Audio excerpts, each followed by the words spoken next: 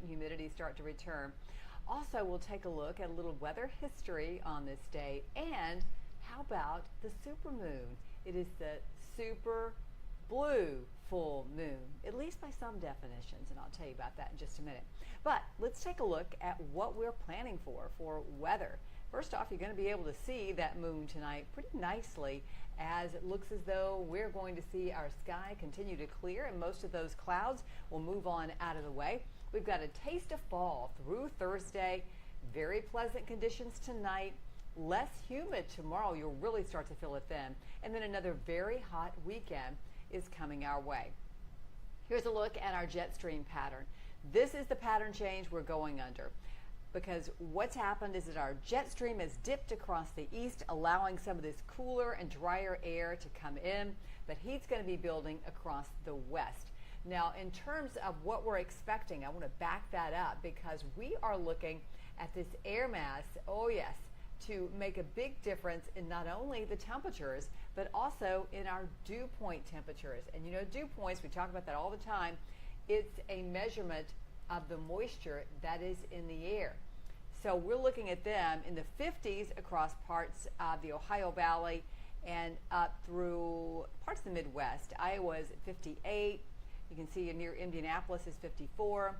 Chicago is 59. So that drier air is going to be dropping southward and pushing those 60s back out into the Gulf. Right now we're at 61 in Nashville for a dew point, 63 in Clarksville. So that's not too bad, but it's going to improve even more than that moving forward. Latest temperature, 82 degrees. We reached 85 for a high, 80 over in Lebanon, and latest check in Franklin is at 82 degrees. Our wind gust, it's not that high out there, but at least this little breeze has made it feel even nicer for today. 10-15 mile per hour gust is what we're seeing right now in some areas of the mid-state. So it does feel pretty good across parts of Middle Tennessee. So now let's take a peek back outside, and there we see that clearer sky, 82 degrees, north wind at 10 miles per hour. And on Futurecast, we'll see that clearing continue as we go through the rest of the night.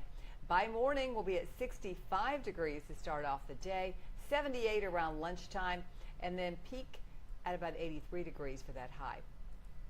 Right on into Wednesday morning, where it gets even cooler in the morning, 54 in Cookeville, 58 degrees in Nashville, and during the afternoon, we'll top out at 84, 79 though around 4 o'clock. Air conditioner for this afternoon into the evening. Probably can put that thing on low for this evening, as we're looking at 79 around 8, 74 around 10 o'clock, and lower humidity. Now let's talk about that super blue moon. It's going to be visible all night. It is the first of 4 super moons this year, and it earns that super label because it reaches the full moon phase within a few days of perigee, the closest point in the moon's not so circular orbit. This does make it look a little bit larger and just a little bit brighter. Not a lot, but just a little bit. And then the blue moon part, well, that commonly refers to the second full moon within the calendar month. But this moon fits under the not so common definition of the third of 4 full moons in a season. I really haven't heard a lot about that one, but I did some checking, and apparently that goes way back in the history book. So there you go.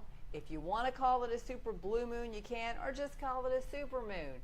Any way you look at it, the moon is full tonight. So enjoy that. It's going to be gorgeous. Looking for tomorrow's forecast, we are going to find that we'll start out at 68 degrees around 8 o'clock. If you're going to be working out on the patio, oh my goodness, good for you. 78 at noon, 83 around 4. So it gets a little warm in the afternoon, but the humidity lower is going to make it feel pretty nice.